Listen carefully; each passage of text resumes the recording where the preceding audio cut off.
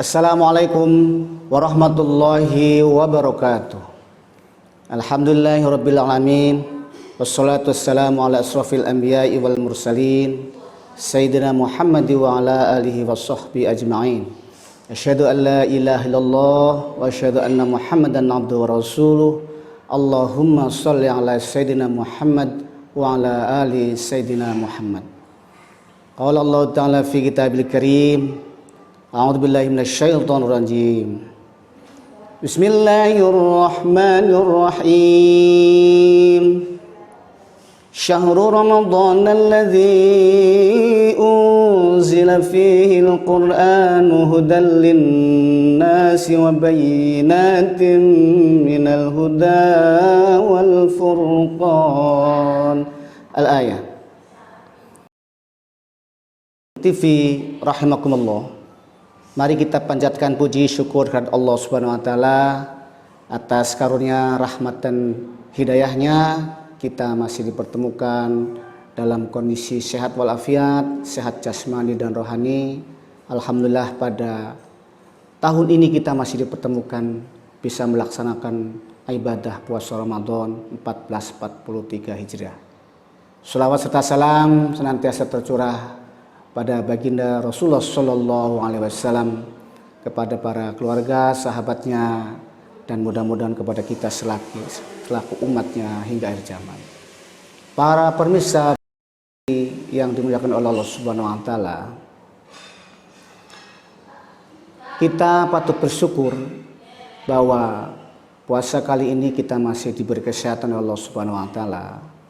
Maka perintah diwajibkannya Ramadan ini mempunyai kekhususan tersendiri. Kenapa saya sebut khusus? Karena Allah memanggil dengan kalimat Bismillahirrahmanirrahim.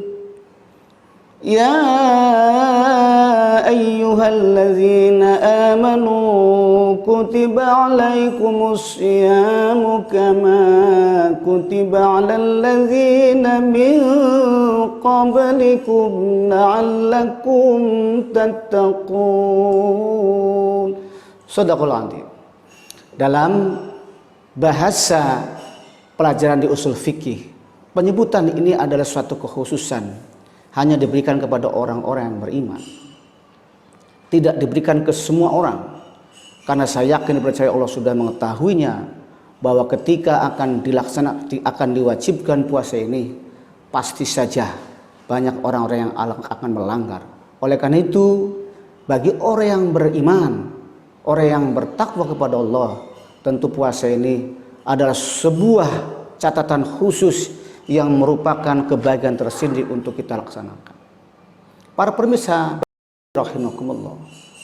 Oleh karena itu yang sering kita harus lakukan di dalam 10 hari pertama ini, kegiatan-kegiatan oleh puasa Ramadan yang dilakukan oleh Rasulullah SAW, sunnah-sunnah beliau untuk kita teladani, yang sering kita lupakan.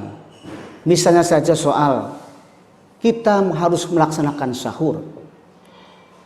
Rasulullah Sallallahu Alaihi Wasallam menyunahkan bahwa setiap orang yang kita akan melaksanakan puasa itu adalah melaksanakan sahur, karena di dalam sahur itu ada keberkahan.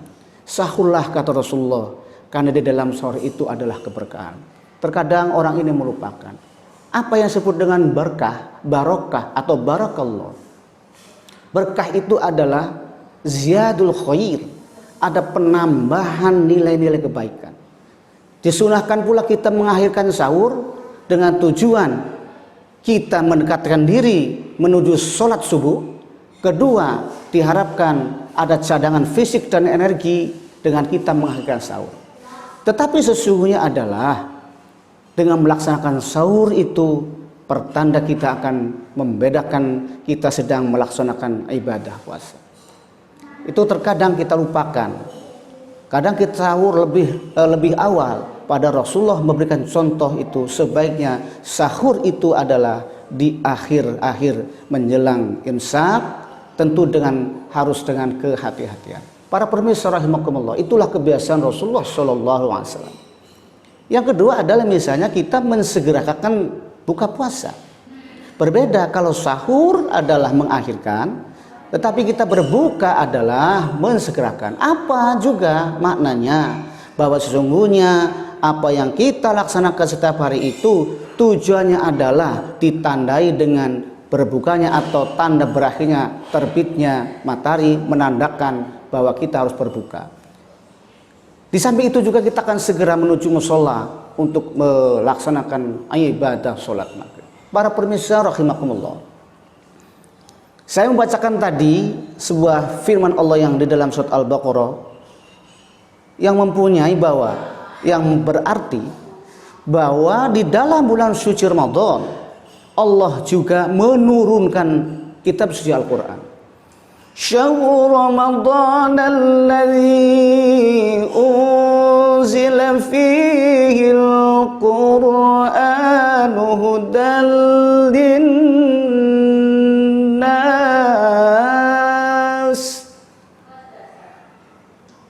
Di dalam bulan suci Ramadan Allah telah menurunkan kitab suci Al-Quran yang kita agungkan ini. Apa fungsinya? Adalah untuk sebagai petunjuk bagi umat manusia, hudal linnas wa bayyinatin minal huda wal furqan, untuk petunjuk mana yang baik, untuk pembeda mana juga yang tidak baik. Para pemirsa rahimakumullah, inilah yang perlu pemirsa perhatikan, bahwa sesungguhnya Al-Quran itu menjadi penolong kita di alam kubur nanti.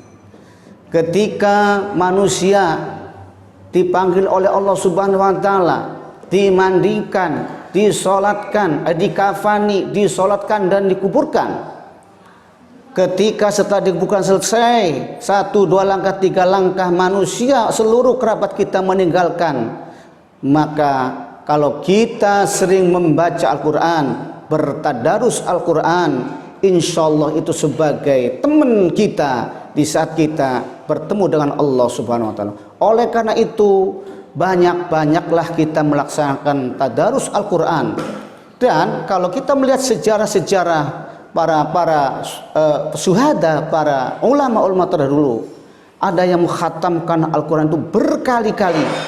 Ini semua menandakan bahwa pentingnya Al-Quranul Karim untuk kehidupan sehari-hari.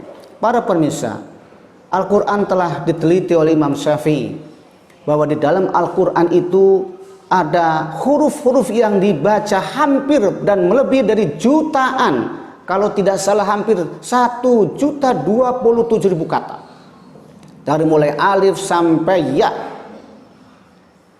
Dalam bulan puasa ini, di dalam bulan biasa saja, 1 kali kebaikan, 10 kali kebaikan, apalagi dibaca pada bulan Ramadan ini. Sehingga hadir rahimakumullah, maka hal-hal yang utama di bulan suci Ramadan, di 10 Ramadan yang pertama ini, di samping kita melaksanakan ibadah amal-amal baik yang lain, tentu kita harus juga sering bertadarus, membaca Al-Quran secara kontinu, membaca Al-Quran secara tartil. Ini semua pertanda bahwa sesungguhnya dalam Al-Quran itu adalah petunjuk bagi umat manusia.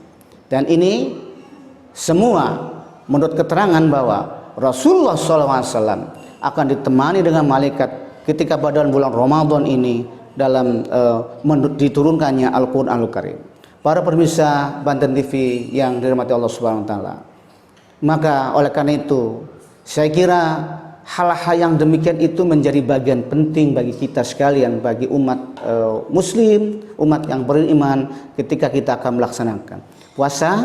Tidak sekedar saja menahan lapar dan haus, tetapi puasa juga mengandung makna bahwa